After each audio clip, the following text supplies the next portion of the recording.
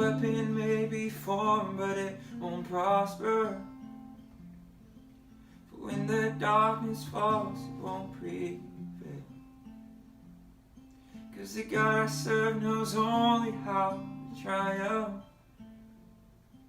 And my God never fails, no he won't.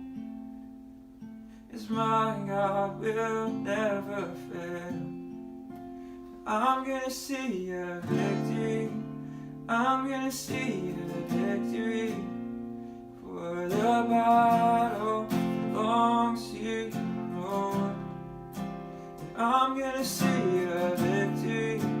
I'm gonna see a victory. For the battle belongs to you, Lord.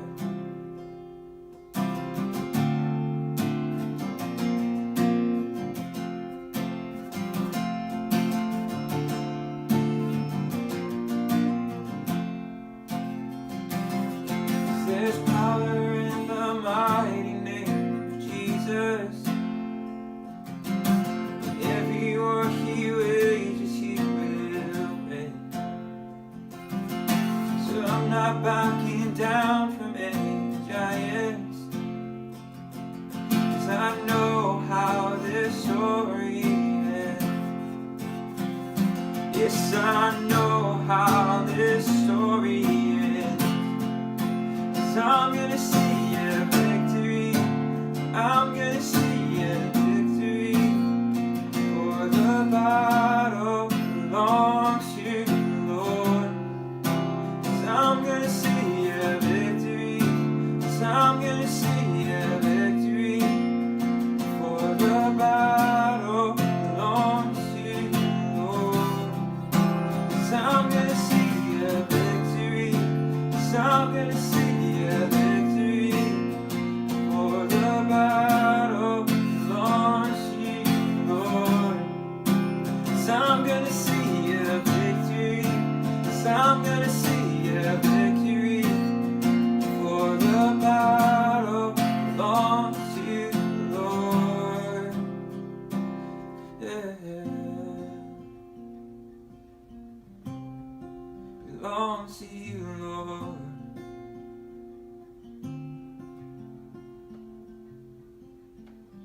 You take what the enemy meant for evil, and you turn it for good.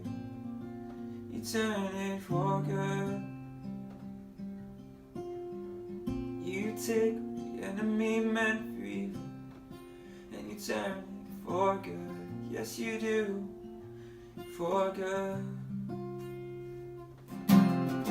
You take what the enemy meant for evil, and you turn it for good. You turn it for good.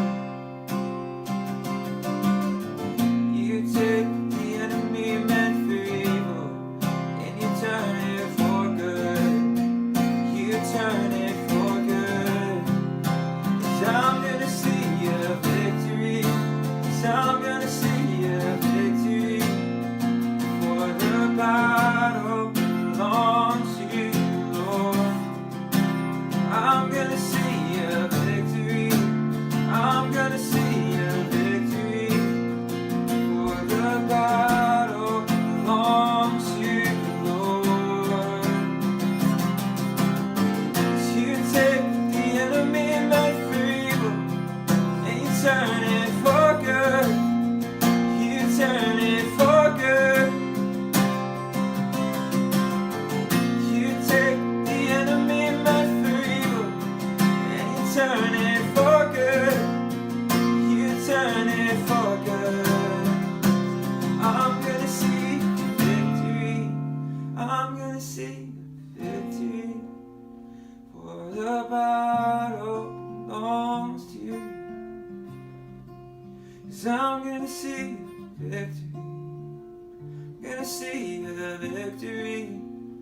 For the battle belongs to you, Lord.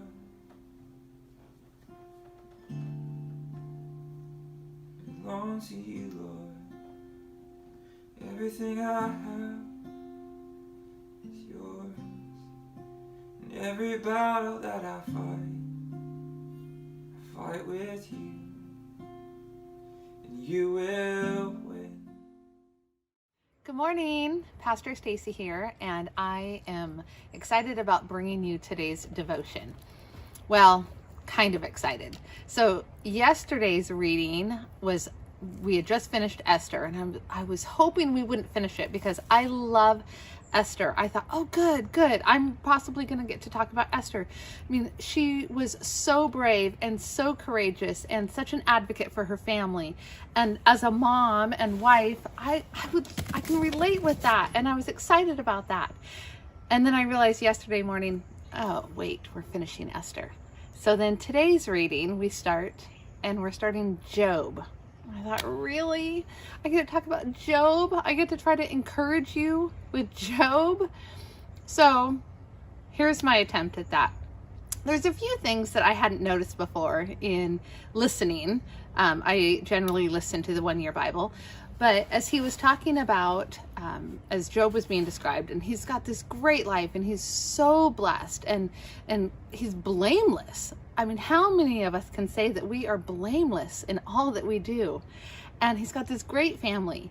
In fact, it is known that I love a great dinner party.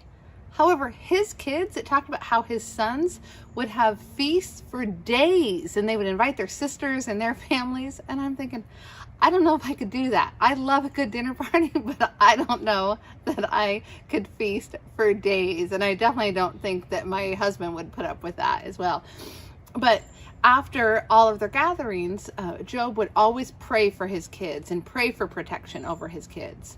And then when it talks about how Satan was patrolling the earth, and then God brings up Job as a proud father. Like, have you noticed Job? He's so faithful in all that he does. And Satan is like, well, yeah, but that's because he's got this huge hedge of protection, which is what I always pray for myself, for my family, for my kids, for my friends, that God would protect us in the good times and the bad. So as then the messengers start coming, and it's one after another of reports of the horrible news. And Job's first response is, I came into this world naked, and I'm going to leave this world naked and with nothing as well. And it reminded me of, because I just thought, what a brave and courageous, I believe he was very sincere in that moment, response to such horrible news and disaster on his family and his life. But recently on Facebook, we see so much on social media now, but some friends of mine have been posting what the silver lining is of the last 5 months of quarantine and COVID and all of the craziness that's been happening. And it's been really fun to read the positive, just the positive effects that they've had. And so many of them, it has been more time with family, or enhanced communication and time in marriages. So I want to encourage you that I know that there's been some tough times. I have experienced tough times during this time. What is the silver lining? And please share it. If you are on any social media platforms, or even just on the Gold Creek Facebook, please let us know, what is the silver lining for you or your family that you have experienced? Because again, I know you've had some tough times, and I know it's not been all easy, and I don't want to pretend like it has been. But I would love to hear, and you could encourage others by some of the positives that you have experienced in this time. Now, as we continue with Job, and we're just getting into it, today was the first 3 chapters, he does get a little discouraged. I'm going to encourage you to read it yourself, and I don't want to ruin it for you. But yeah, he does get discouraged. And so I don't want you to feel guilty about the bad days that you have when you start to feel hard on yourself or just down in the dumps at all, because Job experienced that as well. And God described him as blameless. And I know I personally can say that I am certainly not blameless, and I've had some hard days. Then in the New Testament, we actually are in Corinthians when it talks all about love and how that is the greatest way that we can respond to one another. We can have all of these other amazing gifts, But if we don't show love to one another, then all of those other gifts are completely useless.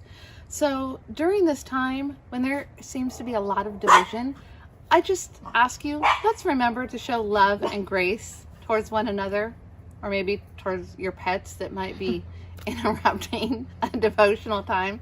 So I know you've probably heard we are back in the building this Sunday, but we have many options because we do love all of you and we want to accommodate as many of you as possible.